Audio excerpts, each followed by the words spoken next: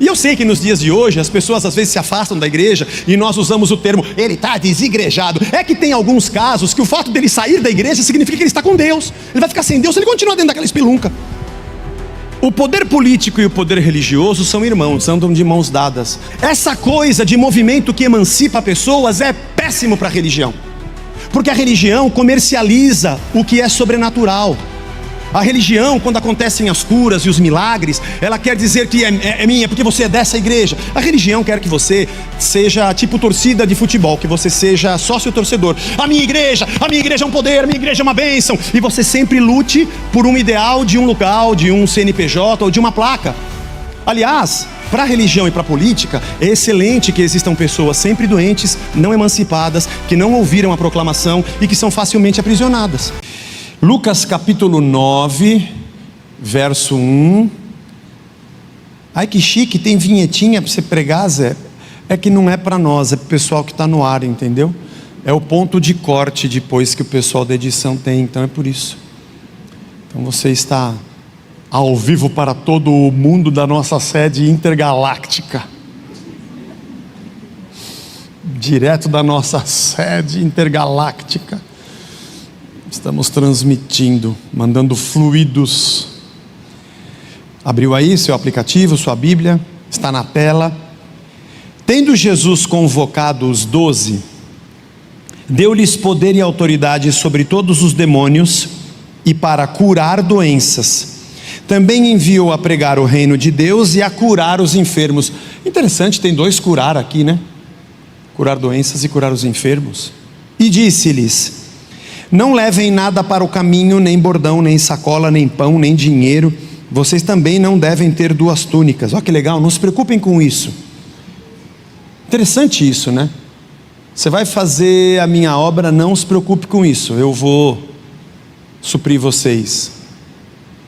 Na casa em que vocês entrarem, fiquem ali até saírem daquele lugar. Onde quer que não receberem vocês, ao saírem daquela cidade, sacudam o pó dos pés em testemunho contra eles. Quem quer, não quer, quem não quer, não quer. Se queres, queres, se não queres, diz. É assim. Tem algum manezinho aqui? Temos. Se queres, queres, se não queres, diz. Se não quer receber, não recebe. Quer receber a palavra, recebe. Então, saindo, percorriam todas as aldeias, anunciando o evangelho e fazendo curas por toda parte. Ora, o tetrarca Herodes, lembra das tetrarquias? Falamos disso no capítulo 3. Soube de tudo que estava acontecendo. Que negócio é esse, um povo saindo? O que está acontecendo?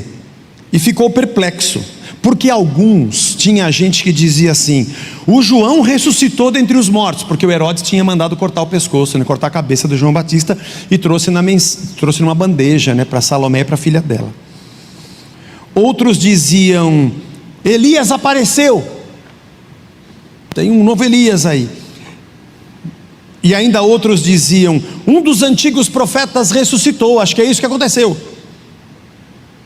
E o Herodes, porém, disse: caramba, o caramba não tem aqui, eu que estou colocando.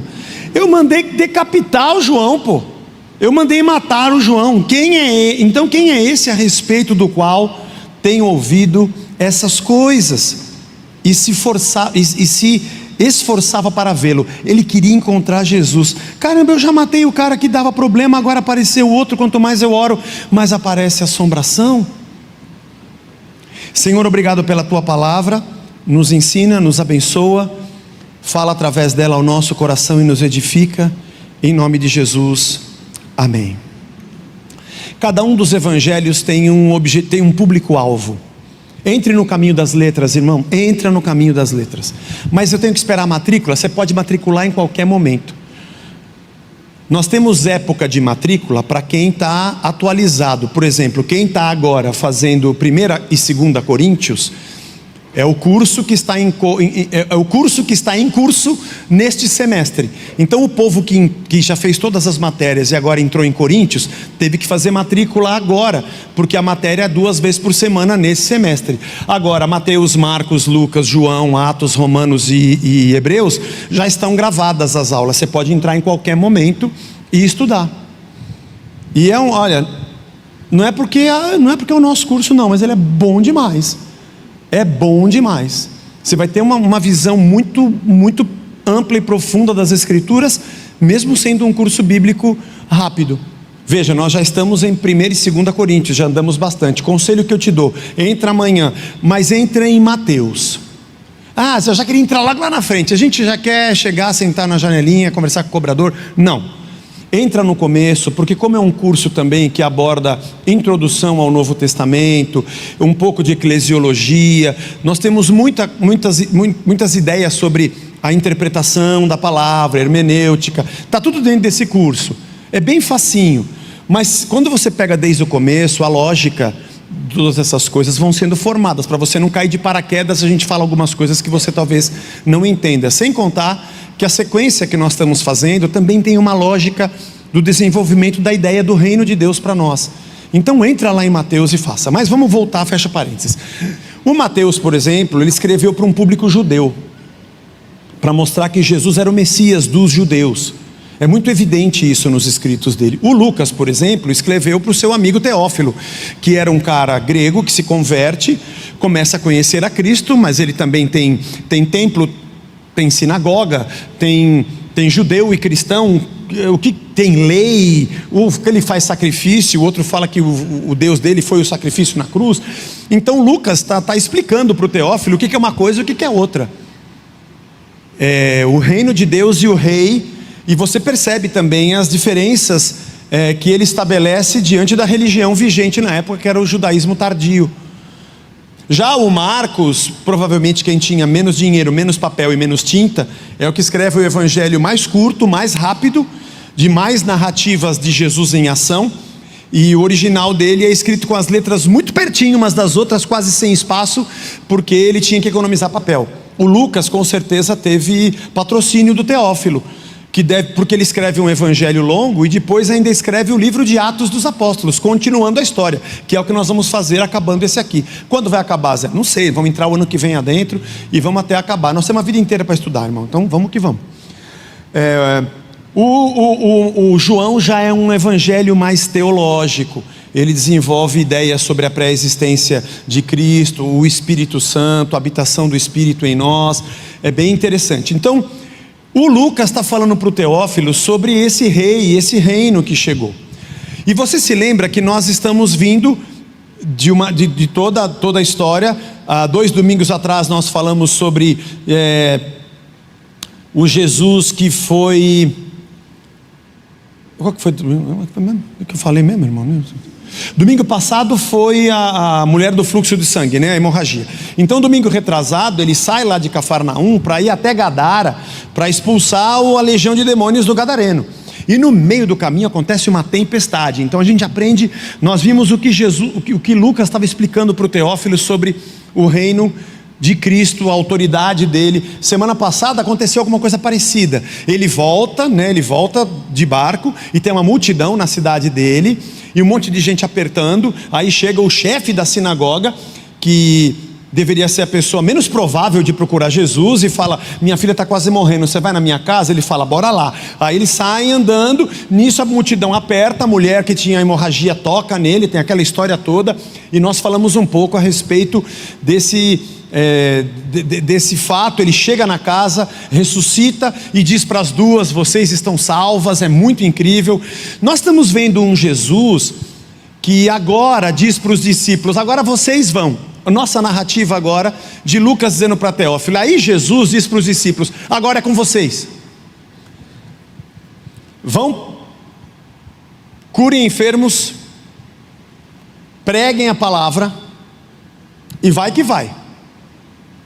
Como Lucas escreveu também Atos dos Apóstolos, que é a narrativa do nascimento da igreja depois da morte de Cristo e ascensão de Cristo, primeiro ele fala do rei do reino que chegou, nesse primeiro livro, e no segundo, que é Atos, Lucas viajou com Paulo nas viagens missionárias, ele viveu aqueles momentos. Ele conta para Teófilo qual foi o resultado das pessoas que creram nesse evangelho e nesse reino. É a igreja que surge em Atos dos Apóstolos. Mas nesse texto, eu quando leio, eu penso que é tipo assim: Teófilo, isso aqui é um prenúncio do que eu vou escrever para você no outro livro, depois eu escrevo com mais calma. Mas antes estava te falando o que acontecia com Cristo quando ele estava exercendo o seu ministério, mas agora está nascendo uma comunidade de pessoas que começam a fazer as coisas que ele fazia.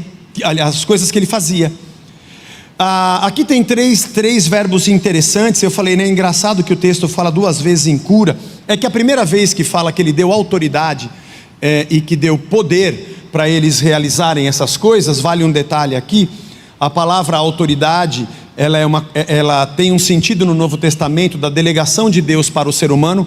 A autoridade não passa a ser nossa, mas ela é do nome de Jesus que habita em nós e que está conosco. E a palavra dinamis, a palavra poder, significa capacidade. Eu sei que você já ouviu pregação dizendo: não, a palavra dinamis é da onde vem a dinamite, é a explosão, recebe agora o poder. E eu tenho que cortar o seu barato e dizer: não é essa a tradução. Porque a dinamite, a pólvora, foi descoberta pelos chineses, acho que no século 13 ou 14, mais de 1000 anos depois de Cristo. E a dinamite veio um pouco mais para frente, que ela precisava de pólvora para ser feita. Então, quando o Lucas e o Paulo e o João ou o Pedro escreviam dinamis, na cabeça deles não estava um artefato explosivo, porque não existia. Isso se chama anacronismo. É quando eu pego uma palavra que tem um sentido lá atrás, e quando eu interpreto hoje, eu dou para ela o sentido que tem hoje. Isso é muito perigoso. Perigoso porque Pedro, por exemplo, ficou com Simão o curtidor na casa dele por alguns dias. E lá o verbo ficar é porque ele dormia e ficou hospedado na casa do Simão o curtidor. Agora eu posso dizer que eles tinham uma relação homoafetiva hoje, porque ficar hoje pode significar uma relação amorosa. Mas eu não posso traduzir aquele termo de mais de 2000 anos atrás com o sentido da palavra que tem hoje. Então essa coisa de que dinamis é explosão não existe, irmão. Isso veio mais de 1000 anos depois de Cristo. Então naquela época era uma capacidade. Jesus estava capacitando os seus discípulos a fazerem as coisas que ele fazia. E sabe por que aparece cura 2 vezes? Porque a primeira vez que aparece a palavra cura é o verbo terapeu. Da onde vem a nossa palavra terapia? Terapia é o ato do tratamento. Quem aqui está em terapia, qualquer que seja, você está num processo de cura, de cuidado. O terapeu é o processo de levar alguém a um restabelecimento da sua saúde e do seu bem-estar. Então o que Jesus está dizendo é que esses caras tinham uma capacidade dada por Cristo de cuidar de gente, de exercer o terapeu, de cuidar, de amar e de caminhar com ela até que ela fique boa. E a segunda palavra, o segundo verbo que aparece quando ele fala de curar os enfermos, é o verbo iaomai, que significa cura, cura mesmo. Aí é aquele negócio, o cara foi curado, é isso aí. Mas também tem a proclamação, que eles pregavam, eles curavam e pregavam. É o queriço, é a proclamação. É o que Jesus também fazia quando ele falava do seu reino e do seu evangelho. Então essas pessoas, essa comunidade nascente a partir dos discípulos, era um grupo de gente que falava as coisas que Jesus falava, que cuidava de pessoas como ele cuidava, e que também promovia milagres como ele promovia. Isso é um dom de Deus para a igreja. Isso é um dom. Ele nos deu essa capacidade. Tem pessoas que a gente caminha junto, cuida, carrega as cargas, amamos, até que ela consiga sair na superfície, e estamos ali no terapeu. A gente prega, a gente ensina, a gente está sempre com a palavra dele na nossa boca. E tem dias que a gente ora e coisas sobrenaturais acontecem. Como isso acontece, Zé? É Deus. E como é que a gente faz para ele fazer? Não conseguimos. É uma coisa que ele faz, eu não sei explicar, mas eu sei de uma coisa: tem hora que acontece, e acontecem uns negócios que a gente não consegue explicar. Graças a Deus por isso. Esse é um dom de Deus para a igreja, que é tanto natural quanto sobrenatural, ao mesmo tempo que envolve o nosso coração e o nosso cuidado e o nosso amor. O Lucas está dizendo para o Teófilo que aqui está emergindo uma comunidade com essas características. Essa comunidade que surge é gente que foi liberta. Ela foi amada, ela foi cuidada, ela ouviu a palavra, ou ela foi curada sobrenaturalmente, ela conseguiu sair na superfície, ela venceu e superou situações que eram aprisionamento, porque eles tinham autoridade sobre demônios. Essa pessoa foi livre, E agora ela se transformou num agente de libertação. Olha que coisa incrível. A comunidade da fé, a comunidade de Cristo, é um lugar de emancipação, a verdadeira emancipação, a verdadeira libertação. Se alguém pode dizer eu sou livre, é aquele que conhece a Cristo. E essa é a comunidade que promove bem-estar, que promove libertação. Por isso que lá em Mateus 5:1, Jesus diz: bem-aventurados os pacificadores. São aqueles que são promotores da palavra shalom. Os pacificadores são os que promovem a paz. E o shalom significava bem-estar em todos os sentidos. A comunidade de Cristo ora aqui e pede a Deus que Deus interfira, e milagres acontecem, mas também eles repartem, eles amam pessoas. Aliás, Ana, você falou o negócio com a Luana lá da geladeira? Já aconteceu? Ainda não? Nós estamos precisando de uma geladeira, irmãos. Um irmão nosso, né, Ana, que a gente conhece, servo de Deus, passou por um momento muito difícil na vida. Ele mora sozinho, né? Perdeu tudo, está recomeçando, conseguiu alugar uma casa e ele está sem geladeira. Se alguém puder nos doar uma geladeira, a gente vai abençoar um irmão muito querido. Terapeuta. Vamos cuidar, vamos andar junto. Essa é a comunidade. Ô Teófilo, essa galera está surgindo. Eles carregam esse sentimento que está em Jesus Cristo. E eles foram libertos e ajudam a libertar pessoas. Mas aí acontece um problema nesse texto que nós lemos. Que o Herodes ficou sabendo que estava acontecendo uma balbúrdia. Eu não sei se você lembra do capítulo 3, nós passamos já por esse texto, em que tinha, a região era dividida em 4 tetrarquias, tetrarquias, 4 comandos. Era o Herodes, esse aqui, era o Herodes Filipe, que era o irmão dele, era o Lisânias e era o Pilatos. Então cada um cuidava de uma tetrarquia. O Herodes Filipe era irmão desse Herodes aqui, o Antipas, e ele falou assim, e ele deve ter aprontado alguma coisa, porque Roma chamou ele de volta, ele foi meio que ficar de banco. Alguma coisa aconteceu com o Herodes Filipe. Quando ele foi, o Herodes falou assim, você vai, mas tua mulher não vai. Ele catou a mulher do irmão, irmãos. E a sobrinha quis ficar com a mãe e com o tio. Esse negócio ficou muito ruim, né? Os profetas do Antigo Testamento, se você que já leu os profetas todos, muita gente quando você fala de profeta, ele pensa em vidência, em adivinhação.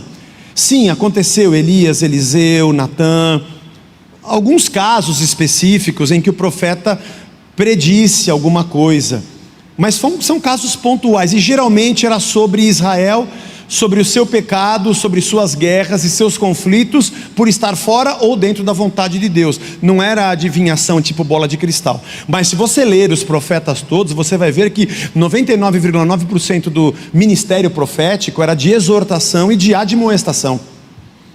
Era da palavra de Deus para colocar o povo no rumo.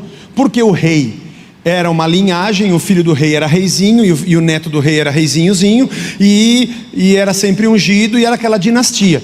E o sacerdote também, filho de sacerdote era sacerdotezinho, eles tinham crachá de rei e sacerdote, mas tinha gente que olhava e falava assim, esse cara não é de Deus coisa nenhuma, ele está aqui na igreja, tem um crachá, mas é só porque ele é filho do homem, mas ele não tem nada de Deus aí. Talvez você nunca tenha visto isso na vida, mas acontece. Mas o profeta não, já disse isso aqui, né? O profeta surgia de qualquer lugar e era um cara de Deus.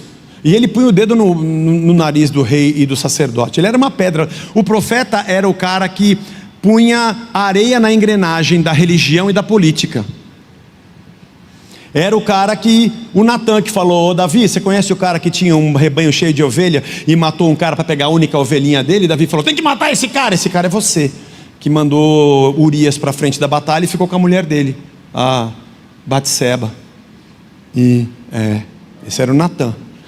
Ou Elias, como é citado aqui, que foi a pedra no sapato de Acabe e Jezabel. Lembra que mandou fogo do céu e acabou com os profetas de Jezabel, os profetas de Baal. O furdúncio vinha do profeta. E aí o Herodes ficou preocupado, porque caramba, eu já matei o tal do João Batista, me traz a lista aí, quem mais eu tenho que matar? Porque para o poder político, esse negócio de emancipação não é bom. O João Batista, quando foi morto, foi ótimo para o Império Romano, porque esse cara que ficou colocando o dedo no meu nariz, dizendo que eu catei a mulher do meu irmão, vai cuidar da sua vida. Eu não sei também se o João Batista tinha que fazer esse negócio, sabe? Mas ele fez, irmão. Quem sou eu para dizer o que o João Batista tinha que fazer? Então, quando o Salomé falou o pescoço dele, beleza. Acaba com o profeta, acaba o cara que fica falando as verdades que eu não quero ouvir. O ministério verdadeiro da igreja é falar para o poder público aquilo que ele não quer ouvir. Porque assim foi todo o ministério profético no Antigo Testamento. Se você não concorda, leia. E antes de ficar dizendo para mim, eu não gosto do que você fala, problema da senhora, Mora. Vai ler os profetas do Antigo Testamento e depois a gente conversa. Mas também foi ótimo para os religiosos, hein? Porque João Batista era o cara que ia para o deserto, batizava as pessoas e as multidões iam atrás dele.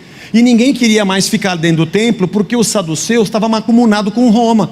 Naquela época, ser um herege e ser um apóstata da fé, não eram as pessoas que se afastavam do templo, eram os que estavam lá dentro. Você entendeu? E a palavra de Deus no capítulo 3 diz, estava com João Batista lá no deserto, e o povo ia até ele, e ele dizia, arrependei-vos porque é chegado o reino dos céus. O reino não estava com os sacerdotes, nem mais dentro do templo. Devia ser um negócio muito, mas muito engraçado, porque Jesus era judeu, ele cumpria a lei, ele entrando no templo, e o povo dizia, nós vamos sacrificar um cordeiro agora. Ele pensando, vamos sacrificar um cordeiro. Eu sou o cordeiro. Não devia ser? Devia ser. Não estava mais lá dentro, não era mais aquilo. O fato de professarmos uma religião não significa que nós temos um sistema religioso que nos orienta, porque o sistema religioso e o sistema político, ambos trabalham com domínio e controle.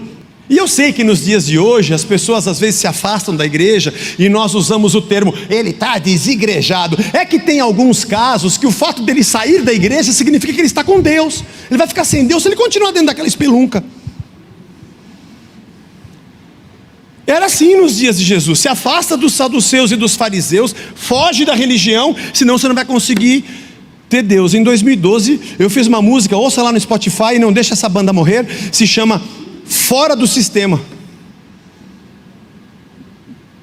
Onde eu digo, eu quero estar louco, mas eu quero estar certo. Fora do sistema, longe, eu ando mais perto. Mas enfim, fecha a propaganda plim, plim, do resgate. O poder político e o poder religioso são irmãos, andam de mãos dadas. Nós fomos feitos um para o outro, pode crer. Religião e política existem para viverem juntas. Eu sei que nós temos uma religião, nós somos cristãos, e alguém que passa aí na porta fala isso aqui, é uma igreja, é uma religião. Tudo bem, existe um sentido da palavra religião, que é o sentido que designa pessoas que professam alguma fé. É o nosso caso, é um fenômeno social das religiões, tudo bem. Mas há um lado pejorativo dessa palavra, que é a religião como um sistema que tenta controlar pessoas e controlar Deus. Isso nós não queremos ser. Você pode ser palha de aço, mas não necessariamente tem que ser bombril, tem outras marcas. O fato de professarmos uma religião não significa que nós temos um sistema religioso que nos orienta. Porque o sistema religioso e o sistema político, ambos trabalham com domínio e controle. Matar João Batista foi ótimo para Roma e excelente para os sacerdotes. Acabou a pedra no nosso sapato. É o cara que fala contra o Herodes e o Herodes não gosta, e o cara que fala contra saduceus e fariseus, esses caras também não gostam. E lembre-se, João Batista era filho de Zacarias com Isabel, e eles eram da tribo dos levitas. Ele era descendência de sacerdote. João Batista era descendente de sacerdote. João Batista cresceu no templo, o pai dele era sacerdote. Era para ele estar lá junto com os saduceus, o João Batista era para estar lá, porque o pai dele era sacerdote. Aliás, agora não sei se ele era descendência de Zadok ou de Levi, mas whatever. Você não vem aqui também para ficar sabendo tudo de teologia, sou eu que sou pastor, né, irmão? Vai devagar. Mas enfim, ele estava lá.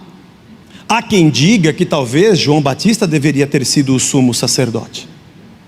Eu não sei, eu não tenho tanta profundidade de conhecimento para isso, mas alguma coisa aconteceu no meio do caminho para João Batista falou, estou fora. Falar, não quero mais, estou fora do sistema. E ele vai para o deserto. Então a morte de João Batista foi um grande negócio, tanto para os religiosos, tanto quanto para Herodes e para Roma. O incômodo é continuar acontecendo libertação depois de ter matado o cara. E veio o papo, né? É que o João ressuscitou. Caramba, encarnou em quem?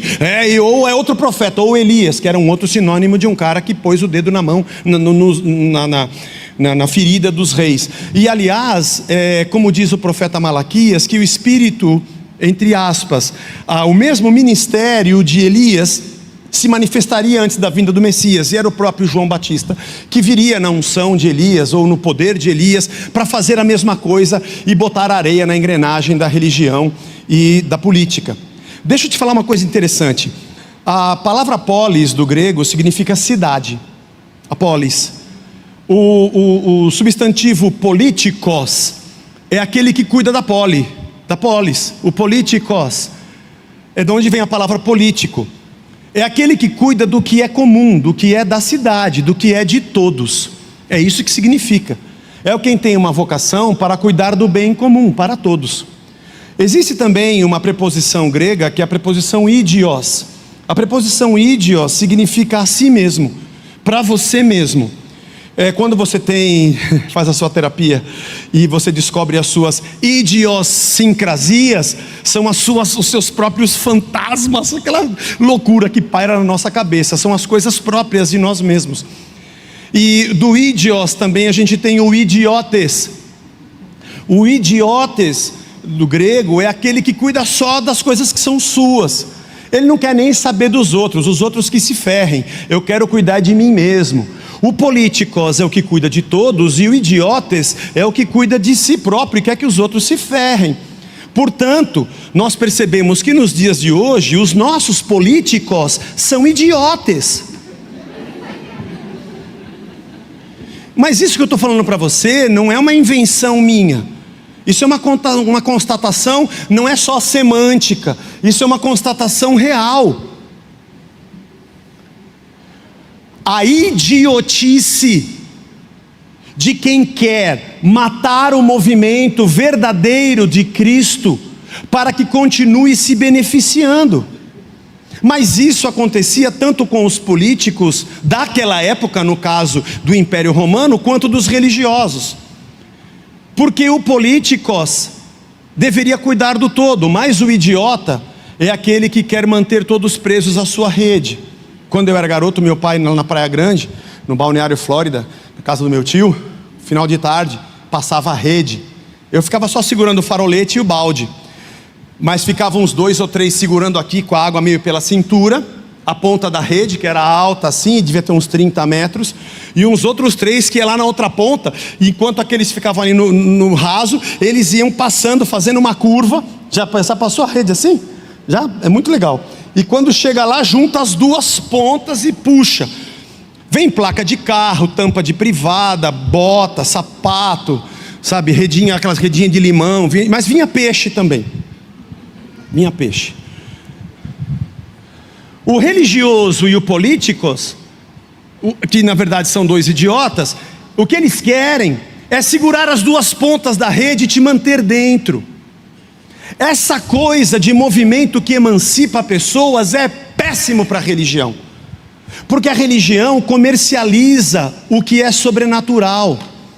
A religião, quando acontecem as curas e os milagres, ela quer dizer que é minha, porque você é dessa igreja. A religião quer que você seja tipo torcida de futebol, que você seja sócio torcedor. A minha igreja é um poder, a minha igreja é uma bênção. E você sempre lute por um ideal de um local, de um CNPJ ou de uma placa. Aliás, para a religião e para a política, é excelente que existam pessoas sempre doentes, não emancipadas, que não ouviram a proclamação e que são facilmente aprisionadas. Se você tem uma doença, é porque você não trouxe a sua oferta e não fez o que deveria fazer. E quando você faz e consegue a sua bênção, como é que eu vou continuar te prendendo se agora eu já te emancipei? Então eu vou dizer para você que tem mais de Deus ainda está por vir e você continua preso. Ou porque você não tem, ou porque você quer mais, ou pela necessidade, ou pela ganância, a religião precisa te prender, porque é você que perpetua saduceus e fariseus. Mas a política precisa da mesma coisa. Eles estão rindo de gargalhada enquanto você está brigando contra a direita e a esquerda, se é aquele presidente ou se foi o anterior, se é o próximo ou se é o agora. Eles estão ali disputando com o joystick para saber em qual rede você vai ficar, enquanto o povo está discutindo essas coisas. Enquanto uma Cuba socialista ou comunista não quer que ninguém saia, porque ele não pode, quando vai ter Jogos Olímpicos, você não pode ficar em outro país, e ele quer te manter, porque é você que sustenta o sistema. O outro idiota loiro do cabelão quer fazer um muro para ninguém entrar, para não atrapalhar o sistema dele. E outros países religiosos, sejam hindus, muçulmanos, se descobre que tem um cristão ou alguém diferente, mata, porque ele atrapalha a gente. Essa discussão é idiota, porque os comunistas são do diabo. Não, todos são. Você acha que o comunismo é do diabo? Igualmente aos capitalistas. O mundo jaz no maligno. Você não entendeu isso? O mundo jaz no maligno. Nós somos a ação profética de Deus no meio da terra, que não tem rabo preso com nenhum lado, que pode ser que no dia em que esteja indo muito para lá, a gente puxa para cá, e quando a gente acha que está indo muito para lá, a gente puxa para cá. Mas dizer que eu sou subserviente a alguma das duas ideologias, não, vai lamber sabão, vai ver se eu estou na esquina. Eu sou do Evangelho, eu sou emancipado, eu conheço o Rei, e eu sei dos movimentos que existem aqui. Políticos e religiosos nasceram para viver abraçados, porque todo político gostaria de ter o poder sobrenatural de um líder religioso, e todo religioso gostaria de ter a caneta e o orçamento do político. É por isso que eles se abraçam tanto. É por isso que Roma precisava dos saduceus, porque era a palavra dos sacerdotes que mantinha o povo subserviente na pax romana para pagar os seus impostos. E é por isso que os saduceus cumpriam a vontade de Roma, porque era Herodes que fazia com que a aristocracia religiosa pudesse manter o seu comércio. Nada mudou. Esse é um hino evangélico. Como é que chama aquele cantor? Quem? Léo Jaime, pastor Léo Jaime. Nada mudou. Nada mudou. Então Herodes fica louco, porque eu já matei o João Batista, e agora tem um monte de gente fazendo igual. Ô Teófilo, é isso que está acontecendo. Está surgindo uma comunidade livre. Ela faz o que ela faz porque ela é livre. Deixa eu te falar uma coisa. Se você acha que você desenvolve a terra e prospera nela, porque essa é uma ideia do capitalismo, você está muito errado. Essa é uma ideia do reino de Deus desde a criação. Se você acha que você desenvolve o seu trabalho aqui livremente, e o trabalhador é digno daquilo que tem, essa não é uma ideia neoliberal. Isso está na palavra de Deus desde que o mundo é mundo. Você não faz isso por causa do capitalismo, você faz isso porque você é um cristão. E a maneira que você desenvolve e ordena, como Paulo diz aos Efésios, sobre patrões e empregados, não é uma ideia corporativa do capitalismo. Isso é uma justiça de Deus desde que o Evangelho existe. E você reparte o teu pão com aquele que não tem, não porque é uma ideia socialista ou comunista, porque isso é o reino de Deus. Quem multiplicou o pão primeiro foi Cristo. E se você diz que a mulher tem que ser digna, ela tem que ter espaço na sociedade, não é porque você tem uma ideologia de esquerda, é porque você acredita como Jesus Cristo na dignidade, que conversava com prostitutas, entrava em Samaria e sempre tratou a mulher com dignidade. E se você acha que todos têm o direito à vida, não é porque você é de uma ONG socialista, é porque você crê no Evangelho. Porque socialismo e capitalismo vieram depois do século XVI, XVII, depois da Revolução Industrial. Jesus já estava há anos-luz na frente disso. Só que cada vez que você fala do Evangelho, alguém vai querer pegar alguns versículos e distorcer para colocar na sua rede e outros para outra rede, e enquanto a gente briga por essa idiotice, tem alguém arrancando o nosso dinheiro, e arrancando a nossa vida, e nos escravizando ao seu jeito de pensar.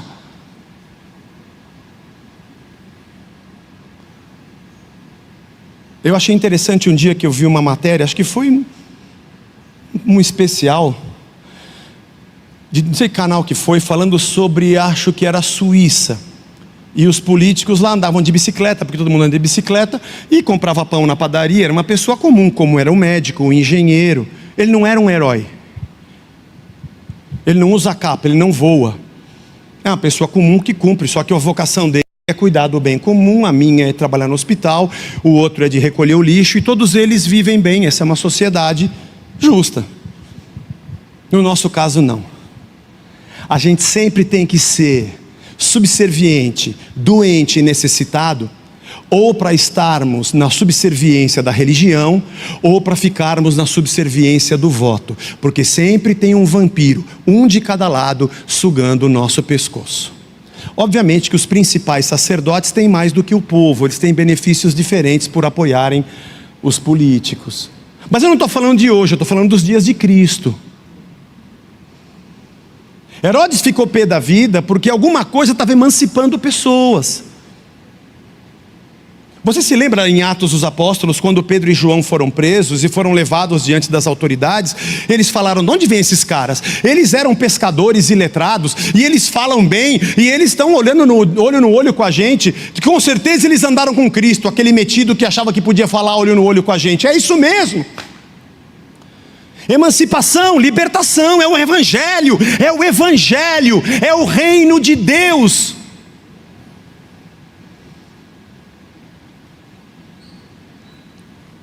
Tirar a rolha,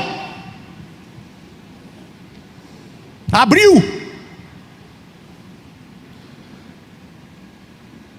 Infelizmente, temos as nossas, digo infelizmente, porque é infelizmente que nós temos que cumprir na nossa cidadania com o nosso papel, seja dos impostos ou seja do voto. Digo infelizmente porque não há retorno do que você faz, mas é só para isso que eles servem. A grande bênção é que religião não é obrigação, então o saduceu eu posso chutar. O Herodes, infelizmente, eu tenho que aguentar, ou eu mudo de país. O Brasil tem várias saídas, dá para sair pelo Rio de Janeiro, dá para sair para São Paulo, Recife, e acho que até Brasília tem voo internacional. Se eu não me engano, Campinas também tem. Tem várias saídas para o nosso país. Mas isso aqui sou eu que estou falando, você pode não... aí tem a ver com as minhas idiosincrasias e com as minhas decepções. Mas aquilo que aconteceu nos dias de Jesus é verdade, irmão, pode acreditar. Sem fazer nenhum anacronismo, eu acho que eu estou interpretando do jeito certo. E Herodes estava doido da vida. Mas ali estava um povo livre, que levava a libertação. Sabe o que Tiago diz no capítulo 1, verso 27? A religião pura e sem mácula para com o nosso Deus e Pai é essa aqui, ó. Cuida de pessoas, visita os órfãos e as viúvas nas suas aflições. Terapeu. E guarde-se incontaminado do mundo. Vive a palavra. Você quer saber o que é religião? É cuidar um do outro e andar com Cristo. É isso aí. É isso que você precisa, nada mais do que isso. Romanos 8, 29. Aqueles que Deus de antemão conheceu, Ele também predestinou para serem conformes à imagem do seu Filho, a fim de que Ele seja o primogênito entre muitos irmãos. Bonito isso, né? Quando você é parte do corpo de Cristo, Ele é o nosso irmão mais velho, Ele é o primeiro, Ele é o primogênito. É isso aqui, o Teófilo. Tudo que Ele fez, agora Ele está dando origem a um novo povo. E esses caras não têm cabresto, esses caras não têm gaiola. Eles são livres. E não adianta cortar o pescoço de um. Foi na Roma antiga que surgiu o ditado que sangue de cristão era semente. Eles matavam cristãos nas arenas e aparecia mais cristão para tudo quanto era lado.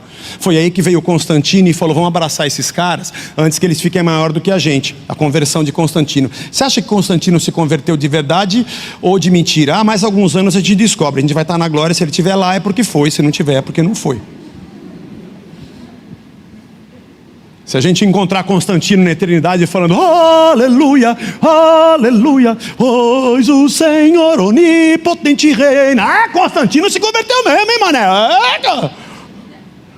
Agora, se a gente chega lá e não tem ninguém, e houve uns estalar de, tipo o dia de faz churrasco, aquele estouro que dá no carvão, o Constantino lá no quinto dos infernos queimando. Eu não sei se vai ser assim no inferno, irmão, Porque céu é terra restaurada, e inferno é uma linguagem figurada, não tem fogo. Não sei como é que vai ser. Mas também não preciso, não é para lá que eu vou. Também espero. Espero não ouvir, não vos conheço. Mas Senhor, em teu nome eu preguei na casa da rocha, e daí? Mateus 10:8. Curem enfermos, ressuscitem mortos, purifiquem leprosos, expulsem demônios. Vocês receberão de graça, por isso, deem de graça. O que de graça recebemos, de graça damos. Política e religião sempre vão te cobrar alguma coisa para você ter benefício. A religião para te vender milagres espirituais a troco de dinheiro e submissão. E a política vai te exigir a tua carne e a tua alma para te dar um pouco de dignidade. Quando você for a um posto de saúde que não tem remédio, ou a um hospital que não tem vaga, ou a uma escola que não tem lugar para o seu filho, ou a qualquer repartição pública onde você é tratado como um lixo. Mas é que no fim das contas, o mundo jaz no maligno, e essa existência é uma grande idiotice. Muito triste se você ainda luta para tentar puxar saco e defender mitos humanos. No meu caso, meu Messias já veio. É aquele que anda 50 quilômetros só para ressuscitar o filho da viúva, que nem sabia que ele estava lá, e nem teve tempo de orar para que Jesus fizesse. É o cara que enfrenta uma tempestade só para libertar um cara que ninguém gostava e odiavam, que era um endemoniado gadareno. É aquele que se condói pela sogra de Pedro e vai lá para curá-la. É aquele que olha para o leproso e para o paralítico, que nós lemos no capítulo 4 e 5, e toca para que ele seja restaurado. É aquele que vai até a casa do Jairo, que ele era o cara mais improvável e que era dos perseguidores, do grupo dos perseguidores de Jesus, para ressuscitar a filha dele. E se emociona e sente quando alguém submisso, que crê em Cristo de verdade, toca nos seus vestidos. O Teófilo é esse tipo de gente que ele dá origem. É esse tipo de gente. Não é o tipo de gente que está no comércio da religião ou no comércio do poder, da explosão, da dinamite. É a pessoa que compartilha o amor de graça, que recebeu de graça. Poder sem amor é morte. Dê poder a alguém que é insensível. Dê poder a alguém que é insensível. Se você tiver um bom projeto, com uma grande ideia, com uma grande organização, com líderes bem escolhidos, e que você faça uma rede de domínio e controle, e uma boa pregação, que possa entrar na cabeça das pessoas, você vai formar uma religião que vai dominar o Brasil inteiro. Dá certo. É só você olhar para Hitler. Funciona muito bem isso. Só não é reino de Deus. Agora, o amor é diferente. Quem tem amor e não tem poder, quem tem amor e tem poder, usa o seu poder para o bem. E quem tem amor e não tem poder, dá um jeito porque ama. Eu contei aqui de manhã, quando eu era garoto, eu vim saber muito tempo depois, uma fase que meu pai passou desempregado na nossa infância, eu nunca percebi. Minha mãe depois contou. Aquela coisa de eu e o Jorge comer o bife e ela comer o ovo ou só salada, eu achei que era o que ela queria, mas não era. É porque o amor, ele supera, mesmo que não tenha poder. Sabe por que a sua casa é abençoada? É porque você é dizimista e Deus abençoou o seu trabalho? Esquece isso. É porque você tem dinheiro e tem um carro bom e mora num bom bairro, com uma boa segurança? Que bom que você tem isso, mas não é por isso. É porque o seu filho sabe o tamanho do seu olerite, ou porque sua mulher é orgulhosa do seu imposto de renda? É porque você joga videogame com ele, porque você ouve, porque você sai com ele. É por isso que a sua casa está formada. É porque você respeita a sua esposa e você a trata como uma rainha, e você a ouve e a conhece. Beleza? ou porque você é uma escrava dele. Não é por isso, é porque você o ama, porque você o compreende. Há muita gente que faz comércio de poder porque acha que é isso que sustenta uma religião ou um país. Tolos, idiotas. Eles não conhecem o amor. Ainda que eu falasse a língua dos homens e dos anjos, se eu não tivesse amor, eu nada seria. Ainda que eu fosse como um sino que tine e toca, se eu não tivesse amor, eu nada seria. Ainda que eu desse todos os meus bens para os pobres, eu falasse a língua dos homens e dos anjos, desse meu corpo para ser queimado, se isso não tivesse como base o amor, não adiantaria nada.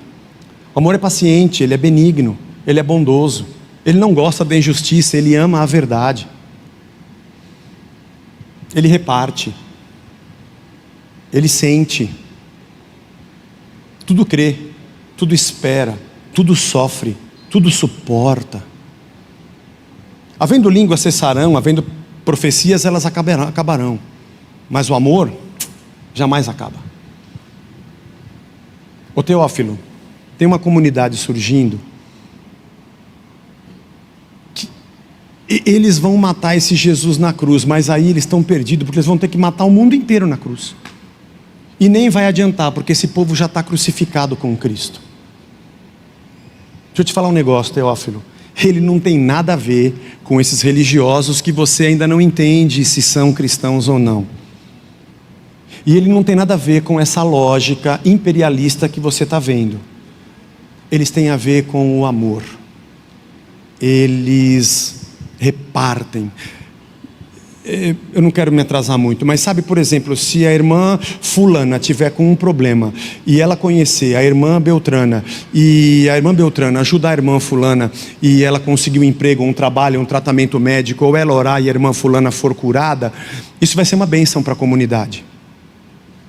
Agora tem lugares que o pastor vai ficar pé da vida com isso, porque quem é o líder dela que deixou ela orar por essa daqui, sem ser o líder da célula, do grupo? Quem é o dono dela que não falou com o dono, com o chefe do chefe, e não chegou até mim, e não saiu de mim o poder? Quem é? Porque a lógica é imperialista. O idiota segura os dois lados da rede, ele quer o povo nas suas mãos. Igreja de Cristo não tem controle. Deus move, toca, liberta, abre porta de emprego, ajuda, paga uma pizza, faz amizade, dá carona. Tem a ver comigo? Não. Então eu tenho plena consciência que nada disso daqui tem a ver comigo. Só que tem a ver com Deus. Só que é um mistério do corpo vivo de Jesus Cristo. Que amanhã você vai acordar de manhã e Deus vai falar com você. Você vai ler a Bíblia e Deus vai falar ao seu coração. Você vai assistir um filme e Deus vai te lembrar de algo que está na palavra. E você vai bater às vezes no muro e falar, opa, e Deus vai falar, não, vai por aqui, vai por ali, porque Deus está aí, ó. Essa é a comunidade de Cristo. Não tem a ver comigo. Para a religião é sempre importante ter um símbolo espiritual de poder, aonde todos os subservientes estão presos na rede do idiota. E para o político é excelente que todos briguem e lutem numa militância praticamente espiritual e idólatra, para que ele possa segurar as duas pontas e você trabalhe para ele, fora a verba eleitoral que ele já tem. Tem o seu trabalho gratuito, que ainda brigou com a sua família por causa dele. E a sua mãe que te deu a luz, te amamentou, te carregou 9 meses na barriga. E você conseguiu brigar com quem você ama por causa de uma lógica de controle, de quem nem sabe o seu nome e não está nem aí com você. Tem que se transformar num idiota para abraçar um desses dois modelos. Deus tenha misericórdia de nós. Mas, Teófilo, há uma chance. Nós temos uma chance nesse mundo. O amor de Cristo, o amor do reino, a lógica da cruz.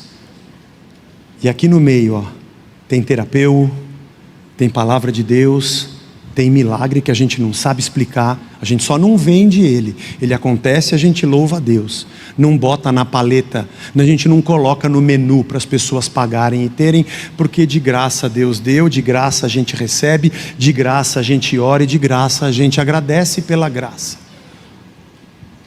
Que nós vivamos nessa paz como reino de Deus, e que outras pessoas, quando encontrarem a gente nesse mundo maluco e caótico que a gente vive, possa dizer, tem uma lógica diferente no seu jeito de pensar, e a gente possa dizer, é Jesus. Quer conhecê-lo? Deus nos abençoe. Vamos ficar de pé. Senhor Deus, essas coisas que Lucas escreveu para Teófilo são muito doidas quando a gente para pensar nos detalhes das entrelinhas, já que nós estamos lendo desde o começo, entendendo essa história toda. E parece que nada mudou para os dias de hoje, Senhor, mas, Senhor, nos ajuda, não é fácil. Toda hora tem uma rede nos enrolando, inclusive as redes sociais. Sempre tem alguém fazendo a nossa cabeça, sempre tem uma opinião que é um anzol para fisgar o nosso beiço. Senhor, tem misericórdia de nós. Nos ajuda, Senhor. São muitas vozes, é muita coisa que quer nos capturar, e nós precisamos mais do Teu Evangelho, mas eu te agradeço, porque Jesus Cristo é nosso Senhor.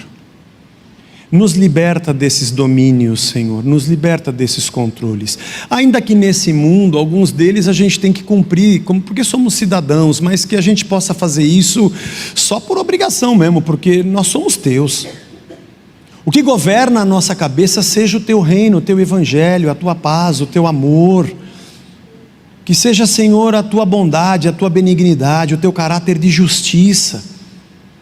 E todos nós aqui, eu também, o senhor sabe como eu briguei com o cara essa semana, a gente carrega essa lógica da violência, né?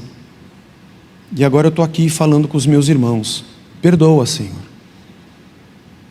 me perdoa e perdoa cada um de nós, porque nós precisamos da Tua graça e da Tua misericórdia.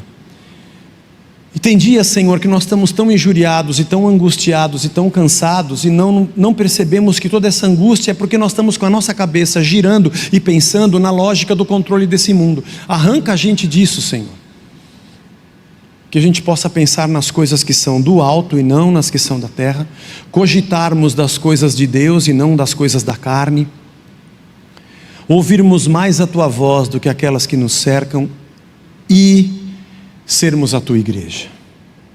Nos forma como a Tua igreja, gente de Deus, gente que ama a Deus, gente que de graça recebe, de graça dá, gente da missão, gente da misericórdia. Que esse nosso ambiente sempre seja feliz, saudável, leve, festivo, de amigos, como é Jesus Cristo nosso Senhor. E já que o Senhor nos gerou a Sua imagem, nos ajuda de verdade cada dia a matarmos a nossa própria, para termos a identidade de Cristo. É difícil, mas nós nos arrependemos todo dia e Te pedimos o Teu amor e a Tua graça. Nos dá uma boa semana, abençoa o nosso dia de descanso desse domingo, leva a gente em paz para a nossa casa, traz a gente de volta debaixo da Tua graça e do Teu amor. É o que Te pedimos em nome de Jesus. Amém.